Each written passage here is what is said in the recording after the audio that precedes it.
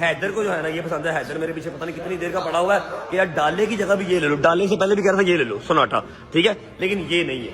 Okay, ये नहीं है, लेकिन गाड़ी मैंने बुक करवा दी है, उसके ऊपर कुछ नहीं लिखा हुआ कौन सी बुकिंग को, ये तो जैसा मर्जी देख लो। तो नहीं काम कहीं स्टार्ट करना रेंट का, क्यों इतनी डेढ़ पौने 2 करोड़ की गड्डी लेनी रेंट से लेनी, पहले तो नहीं वही कह रहा हूँ, इतनी क्यों ले रहे हो फिर? यार वो उसको पसंद है ना गाड़ी, इसको गाड़ी पसंद है, और वैसे भी ये रेगुलर यूज के लिए होगी, और वो जो गाड़ी आ रही है ना वो लेनी बनती है। अगर इसको पसंद नहीं ना आएगी मैं सेल कर दूंगा और वो मुनाफे में सेल होगी, समझ लगी? 5-7 दिन का वेट करो, आपको गाड़ी पहुंच जाएगी। और ये सरप्राइज है तेरे लिए गाड़ी, जितनी डेटें मार रही है उसके ऊपर मार, ठीक है?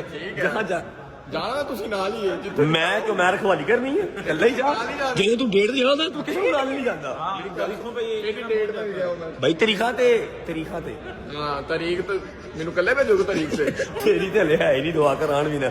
चलिए जी भाईजान, thank you so much. Ali भाई अल्लाह हाफिज, लव यू। अहमद भाई थैंक यू सो मच, मुलाकात होती है सर, अल्लाह हाफिज। डायरेक्टर साहब अल्लाह हाफिज। ओके बच्चों, बाय बाय, टेक केयर। बड़ा खुश है, व्लॉग में आएगा। Love you, Allah Hafiz.